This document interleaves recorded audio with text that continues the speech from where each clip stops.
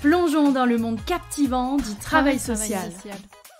Expose ton travail social est un balado francophone international qui projette de vous faire comprendre le travail social. Je vous emmène à la rencontre de ceux et celles qui œuvrent pour le bien-être de la société. Bienvenue dans ce nouvel épisode où nous allons parler du secret professionnel en France. Alors évidemment, il y aura quelques échos avec d'autres pays francophones. Et surtout, oui, j'entends certains me dire « Ah bah enfin !» Oui, le secret professionnel pour les pros du domaine, c'est une pierre angulaire, un élément essentiel à notre profession. Qu'est-ce que c'est le secret professionnel? Comment l'utiliser en tant que personne accompagnée? Puis quelles sont ses limites et ses dérives? Différentes réponses que vous pourrez obtenir d'ici quelques instants. Bonne écoute! Aujourd'hui, vous allez entendre Laurent Puech, assistant de service social. Il a été président de l'ANAS durant quelques années en France. Vous le connaissez peut-être grâce à son site secretpro.fr, créé en 2014, qui est entièrement dédié au secret professionnel en travail social et médico-social.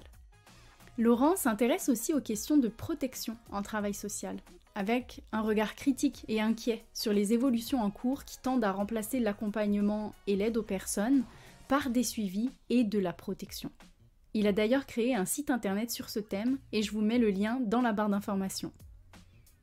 En parallèle, il propose de développer un travail social sceptique, s'inspirant des outils du scepticisme méthodologique.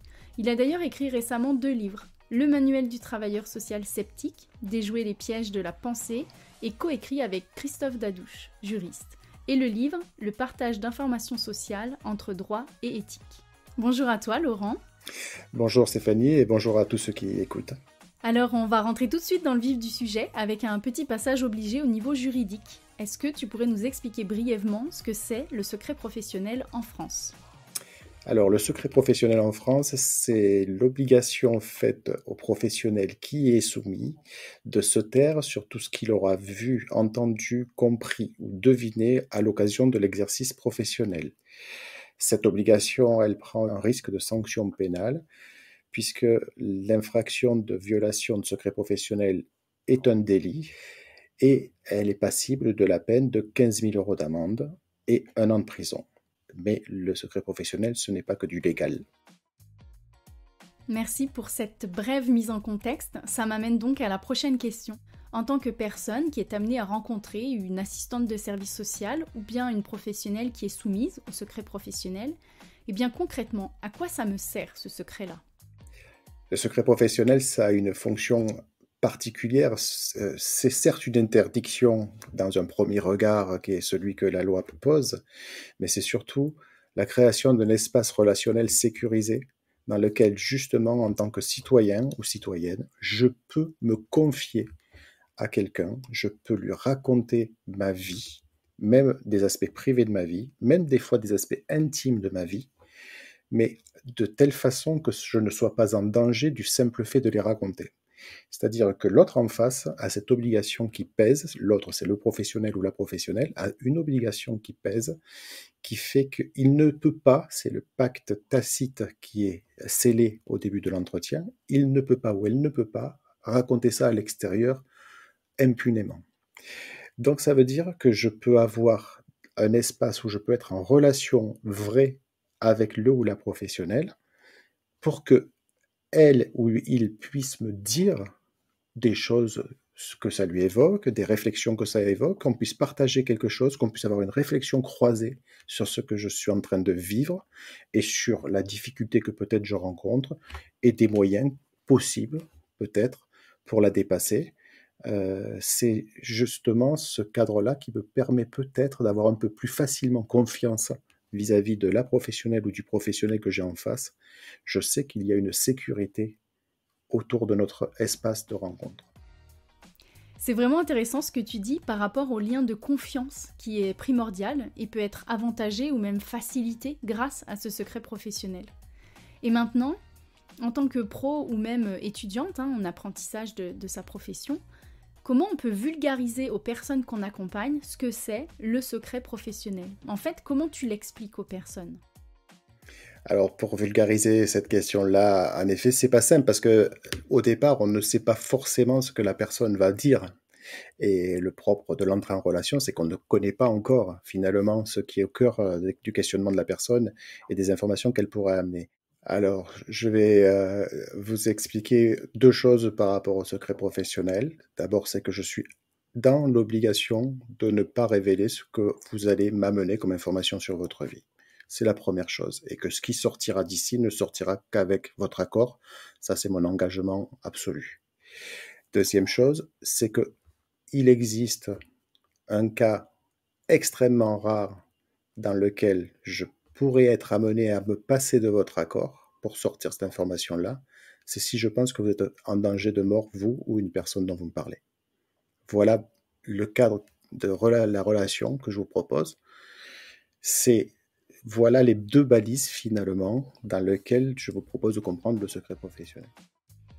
Justement, est-ce que tu aurais un exemple d'une personne qui a besoin de se confier mais ne souhaite pas en parler avec ses proches ou ses parents et qui pense à venir voir une assistante de service social?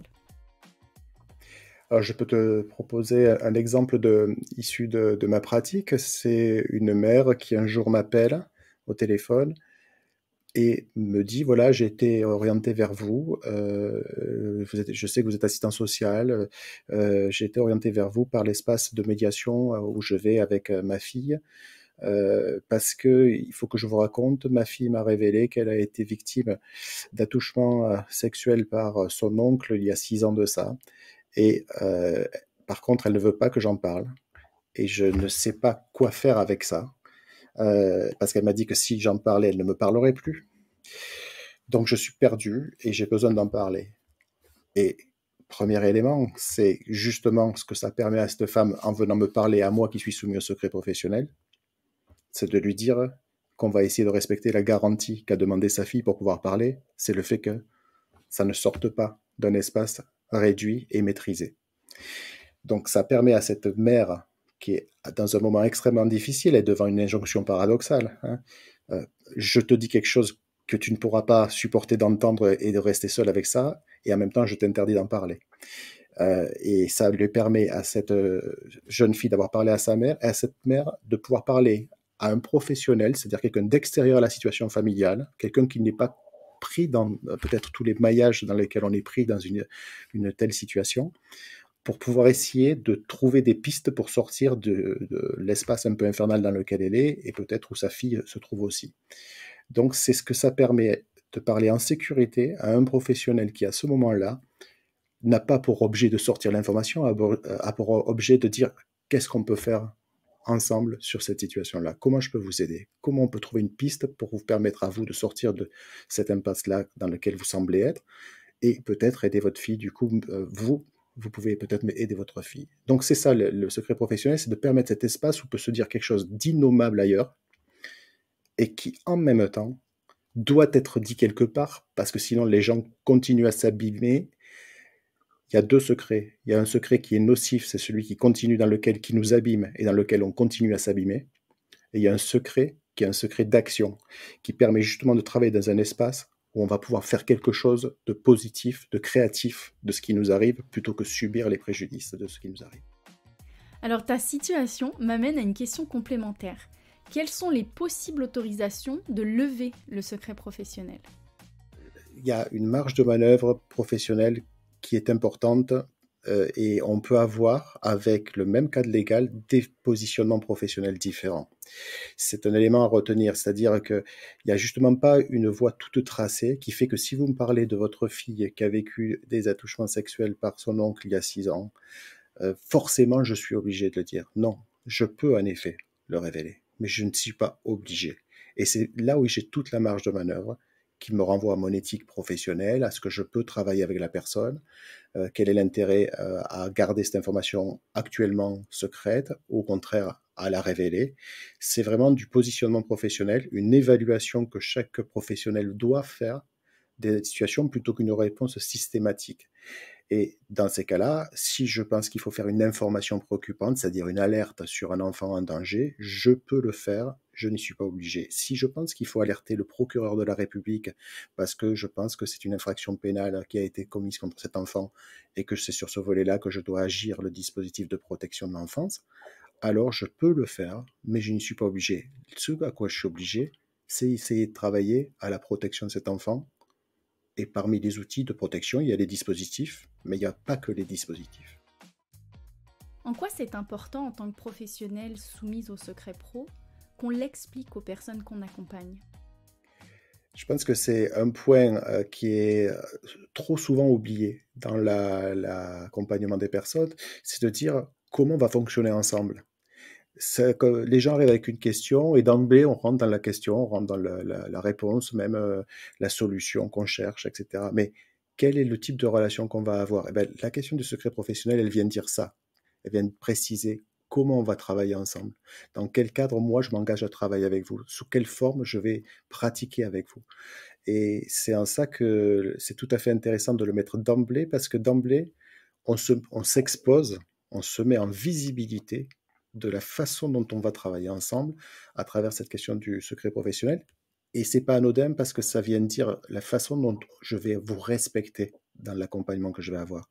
Et la question de la maîtrise de ce qui sera fait de ces bouts de vie que vous me confiez, c'est la façon dont je vais vous respecter. Quand je vais traiter les informations qui vous concernent, c'est vous que je vais traiter d'une certaine façon. Donc, voilà comment je vais vous respecter en traitant les informations qui vous concernent. C'est un élément fondateur parce que justement, ça dit à l'autre quelle est la règle du jeu. Comment il peut m'utiliser. Il connaît la règle, il a le droit de ne pas me raconter des choses, puisqu'il maintenant il connaît la règle, il a le droit de me raconter ce qu'il veut, parce qu'il sait quelle est la règle du jeu. Maintenant, je me lance dans la prochaine question. Je l'adresse vraiment à toi en tant que professionnel, mais aussi avec ton expertise au sujet du secret professionnel. Est-ce que tu vois des dérives à ce sujet? Je suis maintenant depuis un peu plus de 20 ans dans le champ de l'action sociale et avec 15 ans de travail social directement avec les familles et aujourd'hui assez proche de ces accompagnements-là. Et je vois très nettement le fait qu'on est passé d'une logique de secret professionnel dans le sens où c'est un secret qui entourait une relation singulière entre un ou plusieurs professionnels et une personne, à une logique de partage d'informations qui s'est un peu mécanisée, un peu systématisée, qui est devenue finalement une façon d'ouvrir des parapluies pour protéger les institutions qui ont très peur du drame à venir et qui ne veulent plus prendre de risques. Quand on a peur, on prend moins de risques. Quand on prend moins de risques, on ne peut pas travailler avec des gens qui sont en situation de risque. Et ce paradoxe-là, je le vois se développer de plus en plus avec justement le fait qu'on était dans des logiques d'aide, on est passé dans des logiques de protection et que le secret professionnel est absolument compatible avec l'aide, il est absolument incompatible avec la protection passe par la diffusion d'informations à tout va et à de multiples instances. Est-ce que tu pourrais nous expliquer un peu plus concrètement ce que tu veux dire? Alors, ce que je veux dire très concrètement, c'est que quand vous avez confié quelque chose à un professionnel ou une professionnelle et que cette professionnelle ou ce professionnel se met à la diffuser d'abord à des collègues, à une instance, à des partenaires institutionnels, au final à 15 ou 20 personnes, vous êtes finalement moins maître de ce qui se produit pour votre vie. Et on a des professionnels, des institutions qui se mettent à devenir les gestionnaires de votre propre vie. Et là, on s'est éloigné finalement des fondements du secret professionnel et on a dérivé vers autre chose que ce que le secret professionnel théoriquement fait, la garantie que les gens maîtrisent leur vie, sauf dans les cas exceptionnels où ils ne peuvent absolument plus la maîtriser. Et c'est ce que j'ai vu comme dérive s'installer, c'est que les aidants sont devenus des gestionnaires des vies des personnes de plus en plus. Je simplifie évidemment le propos, mais c'est cette tendance que je vois à l'œuvre. Et justement, on s'éloigne d'un secret professionnel qui préserve les intérêts de la personne pour passer à du partage d'informations dont on pense qu'il préserve les intérêts des institutions. Tu parles donc ici du secret partagé. On entend beaucoup ce terme en France et je suppose aussi dans bien d'autres pays, mais est-ce que c'est légal? Et sinon, quel est ton avis là-dessus? Alors, l'expression secret partagé, c'est une abomination. Les deux termes s'opposent et se rejettent mutuellement. Hein. Si c'est un secret, c'est pas partagé. Si c'est partagé, ce n'est pas un secret. Donc, on voit bien qu'il y a une expression qui s'est illustrée, qui s'est inséré plutôt, et qui illustre l'évolution du travail social. C'est-à-dire que l'idée du secret est une idée qui est devenue quasiment hors norme. La norme, c'est justement l'idée du partage. Et comme on veut garder quand même l'idée du secret, on a raccordé les deux termes qui s'opposent, secret et partagé. Non, ce qui est possible, c'est de partager des informations à caractère secret, mais certainement pas le secret dans son entièreté. Le secret, c'est pas open bar, c'est pas une somme d'informations dans laquelle on peut aller puiser et faire circuler n'importe comment et n'importe où. Euh, c'est un élément majeur, cette question-là, parce que justement, l'idée de secret partagé a induit une idée absolument fausse, c'est l'idée qu'on pouvait tout se dire entre professionnels soumis au secret. Or, ce n'est jamais ce qui, dans le cadre légal, est prévu. Jamais. C'est une idée légalement fausse et qui nourrit des pratiques, en tout cas en France, absolument illégales au quotidien. Et les professionnels sont des fois étonnés de découvrir à quel point ils sont en dehors du cadre légal, eux qui n'hésitent pas à rappeler le cadre légal aux usagers. Si je résume, on comprend bien qu'il y a vraiment une distinction à faire entre secret partagé et partager des informations à caractère secret, dans le respect de la personne, avec l'optique d'améliorer sa situation, travailler sur ses objectifs, ou même tout ce qui va lui permettre d'aller et d'accéder à son autonomie et développer son autodétermination. Absolument. Maintenant, est-ce que tu aurais un exemple dans ton parcours professionnel où tu as eu à partager des informations à caractère secret ? Oui, bien sûr, j'ai eu à différentes reprises et de façon régulière, notamment autour des questions de protection de l'enfance, de l'information à partager avec des professionnels, ne serait-ce que quand on intervient en binôme.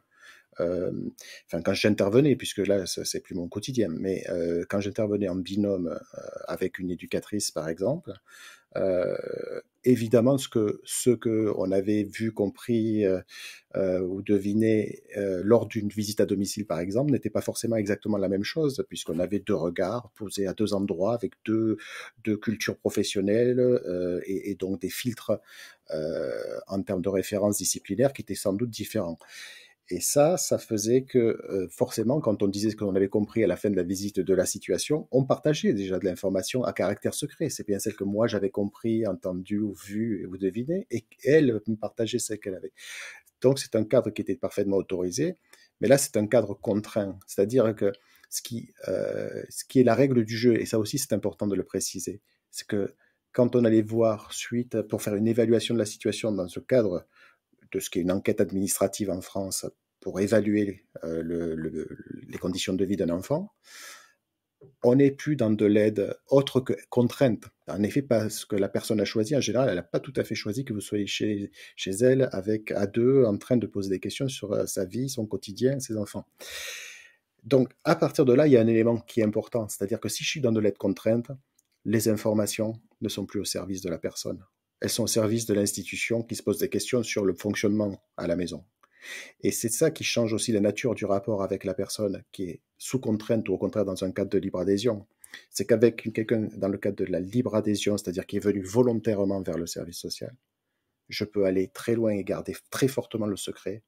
Quand je suis dans une logique d'aide contrainte, alors la nature de la relation est radicalement différente et ce que la personne va dire va pas être au service directement de la personne, mais directement de l'investigation en cours. Et indirectement, ça peut avoir un effet bénéfique pour la personne. Hein. Mais dans l'espace d'investigation non volontaire, les partages d'informations sont nettement plus importants. C'est la règle du jeu de ces espaces d'intervention professionnelle. Dans des espaces de libre adhésion, les règles du jeu sont différentes. Les partages d'informations sont extrêmement rares. Donc on a vraiment deux cadres différents de pratiques professionnelles.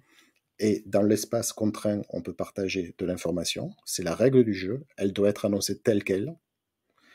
Dans l'espace de libre adhésion, la règle du jeu, c'est tout sous votre maîtrise. Ça vous appartient ce qu'on va travailler.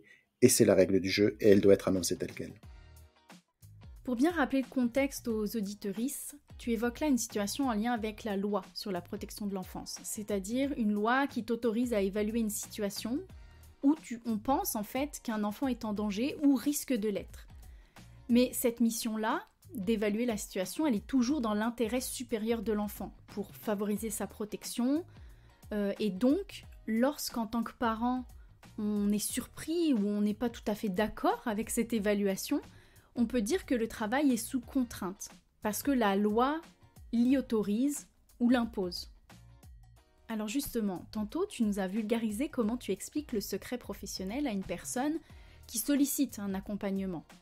Mais lorsque tu rencontres des personnes dans un contexte non volontaire, où tu parlais de sous-contrainte, d'aide contrainte, comment tu poses le cadre du secret professionnel ? Alors ce que je vais lui expliquer, c'est que dans ce cadre-là, très différent, il y a une règle de secret professionnel qui existe toujours vis-à-vis d'un entourage large, c'est-à-dire la famille, les voisins. De ce côté-là, il y a une garantie par les professionnels que ce n'est pas par les professionnels que les voisins sauront ce qui se passe à l'intérieur de la maison et de la famille. Néanmoins, dans ce cadre-là, il y a une règle, c'est que à l'intérieur de l'équipe d'intervention qui va mener l'évaluation, les investigations, voire l'accompagnement éducatif qui sera issu d'une mesure ordonnée par un juge des enfants, par exemple, il y a une logique de travail en collectif. Et que quand bien même il y a des personnes plus ou moins référentes et qui vont être essentiellement présentes dans le contact direct, il y a toujours une logique de collectif derrière. Donc, quand vous parlez à cette personne qui est en face de vous, sachez que à tout moment, cette question peut venir en débat dans un collectif de travail avec la psychologue du service, avec la technicienne d'intervention sociale et familiale du service, avec une famille d'accueil dans le cas de quand un enfant est séparé de son milieu familial. Ça peut être élargi. Donc, on va avoir dans ce cadre-là des circulations d'informations qui vont être quasiment la condition de l'accompagnement. Et il faut que vous ayez bien conscience qu'en effet, qu'en parlant à l'éducateur, oui, certes, vous parlez à l'éducateur qui est en face de vous, mais à tout moment, cet éducateur peut mutualiser cette information avec d'autres s'il pense que c'est important dans l'intérêt de l'enfant, de l'accompagnement, du soutien, etc., etc. Merci beaucoup. On comprend vraiment ici que c'est important d'expliquer le cadre légal du secret pro, que ce soit dans un contexte de libre adhésion, volontaire, que dans le cadre d'une aide contrainte, en fait, non volontaire. Oui, et je pense qu'en plus, il y a un point qui est connexe, c'est ne pas demander aux gens de vous raconter la vérité quand vous-même, vous ne pouvez pas leur garantir de leur sécurité. Et je pense que ça, c'est cette question, parce que je pense que justement qu'on ne précise pas, là on est dans un débat plus général, mais quand on ne précise pas à l'autre, dans une mesure d'aide contrainte, justement, ce cadre-là, et qu'on lui demande de dire la vérité sur sa situation, on le piège, il ne peut pas dire la vérité. Il la dira que s'il le veut, mais on ne peut pas lui demander de la dire. C'est ça que je veux dire. Parce qu'on ne lui offre pas un cadre qui lui permet de la dire sans être en danger. Dans le cadre de libre adhésion, on permet finalement d'offrir un cadre de sécurité sans être en danger. Et c'est ça la différence. Dans le cadre contraint, c'est tout ce que vous direz pourra être retenu contre vous. Et donc là embarque dans la situation tout le savoir-faire et le savoir-être des professionnels et des travailleurs sociaux de manière plus large qui sont soumis au secret professionnel pour arriver à accompagner une personne, par exemple un parent, à partager des informations mais toujours dans l'intérêt de l'enfant, dans une idée de le protéger. Laurent, c'est le moment du mot de la fin. Que peux-tu nous dire sur le secret professionnel ?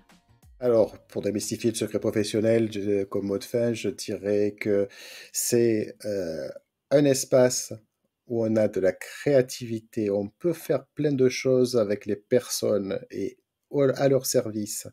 Et c'est finalement dans ce lieu, cette alcôve que propose le secret professionnel, que peuvent se travailler des choses qui sont bénéfiques pour les personnes d'abord et pour la société ensuite, parce que c'est l'effet rebond. Et qu'il n'y a pas 36 lieux finalement où on peut avoir ce moyen-là de travailler une société et les relations entre les citoyens d'une société. À travers la fin de ton message de conclusion, on peut entendre un bel écho sur les enjeux de changement social et de la participation citoyenne. Alors merci beaucoup Laurent pour avoir abordé ce thème complexe du secret professionnel. Et n'oubliez pas, on se retrouve la semaine prochaine pour un nouvel épisode. Vous venez d'écouter un épisode du balado Expose ton travail social. Un podcast pour comprendre le travail social, vos voix rendent visible le travail social.